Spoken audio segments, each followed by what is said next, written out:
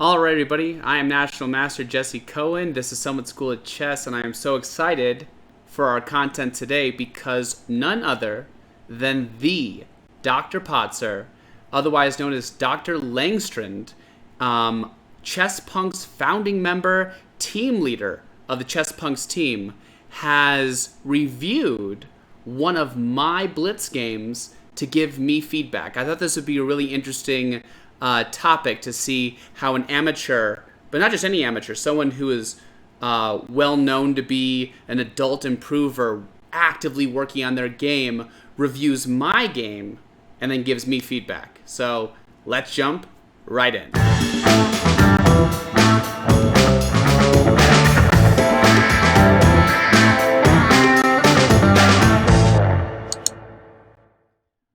Big shout out to Chess House. Actually, just got some swag from them. Actually, lots of swag I get isn't that impressive, but actually, I really am digging this hat. The way they have the logo, it looks pretty sweet.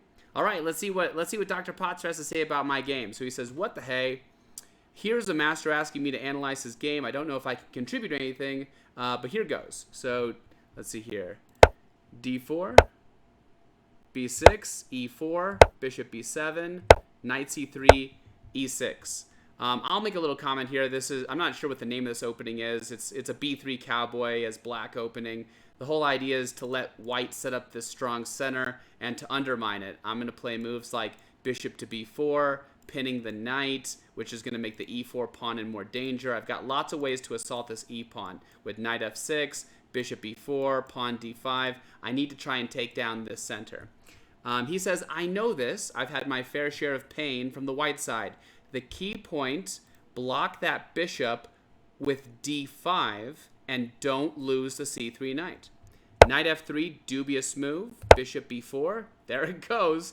Bishop D3. He says, I've often found that pawn G3 and bishop to G2 is a good plan, but with the knight falling off, a change of plans might be in order. So, we're not going to play the move pawn G3 right now because I am threatening just to take on E4. White can't take back due to the pin. So, it does make sense that white adjusts with bishop to D3.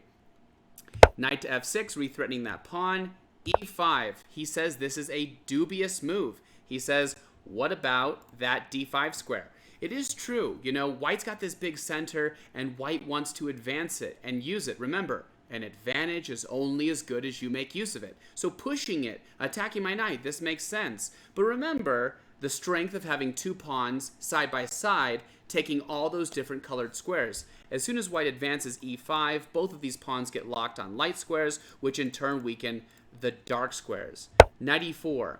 He says threatens to take on C3 twice, knight takes, pawn takes, bishop takes, which would fork the king and rook. He does have some analysis here. He says he thinks knight d5 is slightly more attractive. However, it does allow the move bishop to g5. Although I would counter this and say it doesn't, just because. So even though they are threatening my queen, I could throw in this intermezzo move, knight takes c3, because I'm attacking their queen. And if they go ahead and take my queen now, bishop takes queen, we play knight takes queen, check. White pretty much has nothing better than king takes knight, and we play king takes back, we're up a piece. In fact, we might even throw in the move bishop takes f3 check first, and then take back. Since we're going to be up a piece, we might even start trading down immediately. So that does exist. Otherwise, what does white do here? Take, and then, this is really, really hard. Actually, I have a few things here. Yeah. So, let's see here. Bishop to g5. He says take, here. Looks interesting. He says he's given some more analysis. He says f6, take. He doesn't like the look of this. I can understand why, because if I play pawn takes, where am I going to castle, right? My pawn structure's all messed up over there, so that makes sense. Okay. So going back, I play knight e4, bishop d2. He says that he thinks bishop takes e4 might be a better option for white, although it does give away the good bishop. This is true. Honestly, I wouldn't give up this bishop, just in general. This is the good bishop, the bishop that's opposite the color of the center pawns, so it's really complementing that center well, whereas giving up this bishop is technically the bad bishop, so it's a better bishop to give up. Bishop to d2, knight takes d2, queen takes d2, bishop takes f3. He says this is dubious. I'm not so sure about this move. The bishop was a good piece, and the g-file might become a weakness for black. See, this is really interesting because when I played this game, I thought that the move bishop takes f3 was like super, super smart. I really did. My reasoning being that I thought I could take advantage of the weaknesses created on the f-file and the g-file due to this pawn structure. I thought that there'd be moves like queen h4 coming to tickle the d pawn, tickle these little pawns over here. I thought I saw some pressure coming. It's interesting. He really doesn't like it at all. d5, a3, bishop f8. It seems black has gone wrong. Moving all the way back is admitting a mistake. Actually, it's so funny to hear the different perspective. I thought this was a great move. Here's the whole idea why. I figured at some point white would probably play the move pawn to f4 to solidify this structure. Maybe even try to play f5 to trade off that doubled pawn. And I figured that if white plays a move like f4 and I play the move g6, stopping it, I can follow it up by bishop to h6, queen to h4, and I thought, hey, it seems kind of difficult for white to actually hold on to this f4 pawn. So that was kind of my idea. Sure, I could have played to e7, but I was like, well, what's the real future of this bishop? Maybe I could go to h4 to tickle f2, maybe. I don't know. Another thing that might be going through his head is, how am I getting away with just undeveloping my pieces? The reason I justified in the game was because the center is totally locked, and I didn't see any way for white to capitalize on a development advantage. So I just said, let's go for it. Knight e2. A bit mysterious. Why not complete development? Long castling seems logical. Castle's kingside or queenside. If castle's queenside, I think one of the things that white might not want to deal with is c5. Again, a bit risky by black to open up the center while still being completely behind in development. But again, if white can't exploit it, then is there really an issue? This way he might be able to meet c5 with c3 and try to solidify that center. Knight e2, a6, pawn storm coming, f4, logical enough, but how about that king? g6, castle's queenside. He's kind of curious here. He says he's wondering, can white do this anyway, sacrificing a pawn to take a good post with the knight? I actually give him a lot of praise for this move. A lot of amateurs do not consider positional pawn sacrifices just to get a piece into a nice square. So a lot of props to Dr. Patzer for coming up with this idea. Castle's queenside, h5, knight to g1. I kind of figured here, once the knight is not doing anything on e2, he might want to reroute it into an outpost square like g5. b5, king b1, knight d7. Again, I think this is a really instructive game just for the purpose of, I break a lot of principles. We drill into amateurs so much in chess punks, like follow your strategies, bring out your pieces, fight for the center, do this, do that. And yet here I am with only one piece activated while my opponent has 3 and is castled. But again, the center is locked and my opponent really can't take advantage of that. Knight b6. He says both sides are doing knight jumps, but black has a better square to jump to. I can agree with that. I really like the square c4. It's pretty nice. It targets multiple squares around white's king, and if white should take it, it'll open the b file for my rooks, which could be devastating.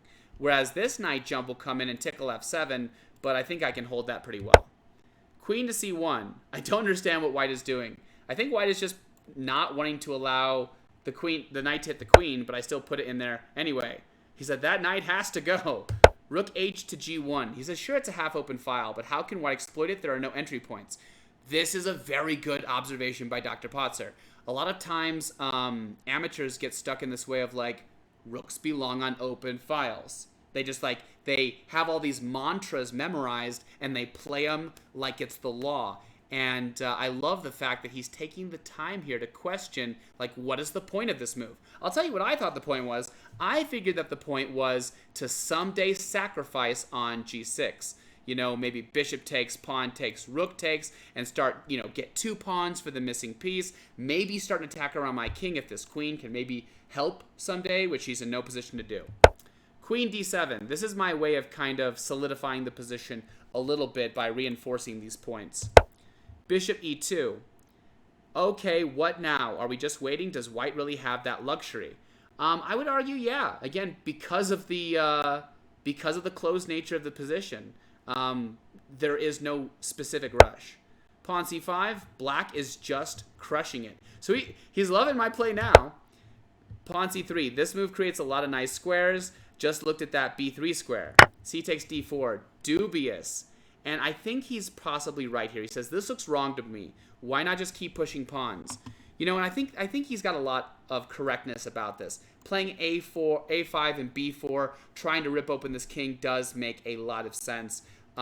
With the c-pawn there, it actually helps support those ideas, so that makes sense. Taking on d4 really just helps my opponent get knight into a pretty good square. Take, knight takes. He says, is rook takes something to consider?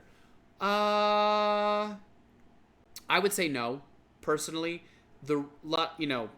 Unless that rook is lifting, because, you know, the idea of a rook lift, unless that rook is lifting to a different location to be active, I don't really see it as helping. And even after bishop back to c5, f2 looks a bit touchy. Knight takes d4, bishop h6. Nice diagonal for the bishop. Now the queen is reduced to a babysitter. So again, I wonder, you know, I know it seems crazy, but even in a blitz game, I'm planning out the long-term placement of my pieces, especially in a closed position. Bishop takes c4. That knight should have been kicked out long ago. I agree with Dr. Patzer. That knight is too strong to live, but there's kind of a catch-22 here, because after I play b takes here, and as he has pointed it out, I have this beautiful open pathway. He says the B file. Oh my god. Queen e3, rook to b8, king a1, castles kingside. Black is completely winning here. Just double on the B file and cash in. Queen f3, a 1-move threat. King h7, simple sidestepping. Rook d2. A sad position produces sad moves and sad pieces. Just look at them. Sure, the knight has an outpost, but it has nothing meaningful to do. The heavy pieces are just depressing. Rook b7, let's double. Rook g d1. What's the point of this move? The d-file's not opening up anytime soon. He says at least the move rook b2 is doing something, and then if here, maybe knight e2, queen a4, bishop e, or queen e3. But actually, this would have been a very, very strong idea. I would have played bishop back to f8, and there's almost nothing that can be done about the incoming sack. This is just like crushing. Rook d b8, or rook f b8, rook e2. Shuffling pieces will not help matters here. Might as well resign. Queen a4, rook d d2, rook takes b2, double question mark. He is right, my friends. I was sad. I had about 15 seconds left on the clock here, and I couldn't find the simple bishop back to f8 and just sacrifice on a3. And there's nothing that can be done about this. There just isn't. I mean, if he takes it, he's just getting mated after, you know, if just an example variation. I mean, this is just mate. There's just nothing to be done here. Instead, I play rook takes. I play rook takes b2 because I'm like, well, if rook takes b2, queen takes a3 check. If rook a2. Which he says double question mark. Maybe black was hoping for this. I was hoping for this. I had 15 seconds left on the clock, and I totally biffed it.